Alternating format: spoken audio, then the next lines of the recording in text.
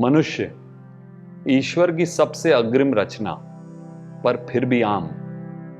क्या हमारे अंदर कोई एक ऐसी शक्ति का वास है जिसे जागृत करके ये आम इंसान महापुरुष बन जाता है?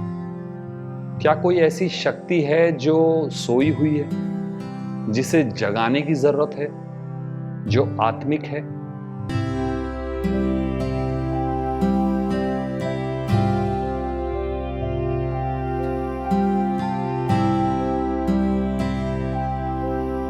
हम लोग सब जाने अनजाने में अपने अपने आध्यात्मिक रास्ते पर इस जीवन में चलते चले जाते हैं। एक इंसान होता है जो योगी के रूप में सब कुछ जानता है और एक आध्यात्मिक तरीके से अपने जीवन को बिताता है, और एक आम इंसान होता है जो अनजाने में ही अपना जीवन बिताए चला जाता है, पर होता तो वो भी आध्यात्मिक राह पर ही है। हम लोग सबको एक दिन जाना तो ईश्वर के ही करीब है, तो क्या इसे जानकर रास्ता तय किया जा सकता है?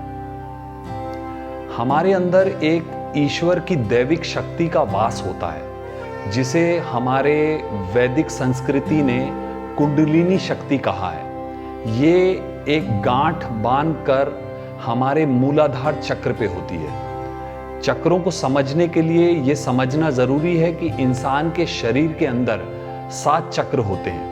सबसे निचली ओर पर चक्र जो होता है वो मूलाधार होता है। मूलाधार के बाद स्वादिष्ठान, मणिपुरम, अनहत, विशुद्धि, आज्ञा और सहस्त्रार। ये कुंडलिनी शक्ति, जिसे शक्ति का स्वरूप कहा गया है, ये अलग अलग यौगिक विधियों के द्वारा इसे जगाया जाता है।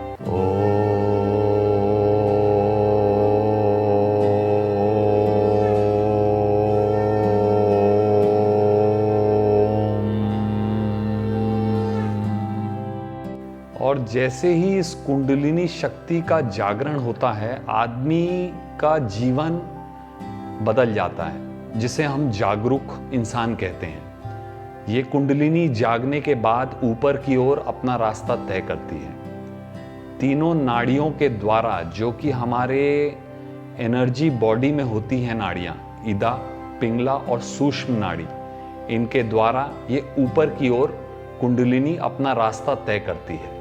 और जब ये कुंडलिनी सहस्त्रार चक्र को छोड़ती है, इंसान को एक भ्रमण की प्राप्ति होती है। तो इंसान उस भ्रमण में जाके लीन हो जाता है, जिसमें ईश्वर और इंसान के बीच की जो दूरी है वो समाप्त हो जाती है।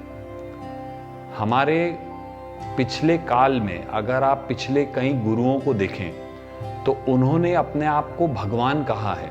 आचार्य रजनीश भी अपने आप को भगवान कहलाना पसंद करते थे, क्योंकि जब इंसान और ईश्वर ब्रह्मन के बीच की दूरी समाप्त हो जाती है, इसका अगर हम एक उदाहरण देखें तो जैसे सागर की एक बूंद अपने आप को सागर कह सकती है, जैसे सूरज की एक किरण अपने आप को रोशनी कह सकती है, वैसे ही इंसान जब ये जान लेता है कि उसके अंदर ब्रह्मन का वास करता है, वो अपने आप को ईश्वर और उसके बीच की जो दूरी है उसे मिटा देता है, और वो खुद अपने आप में ईश्वर का वास महसूस करने लगता है। इसीलिए गौतम बुद्ध ने भी जो हमें रास्ता दिखाया है, उसमें अपना मार्ग खुद तय करने को कहा है, और उस ईश्वर को पहचानने को कहा है जो हमारे अंदर ही वास करते हैं। तो क्या एक आम इंसान एक जागरूक अवस्था में आ सकता है? क्या इंसान ब्रह्मन को प्राप्त हो सकता है इसी जीवन में जीते जीते? ये बहुत रूप से मुमकिन है। हमें अपने अंदर की जो दैविक शक्ति है, जो सोई हुई है, उसे बस जगाने की देर है।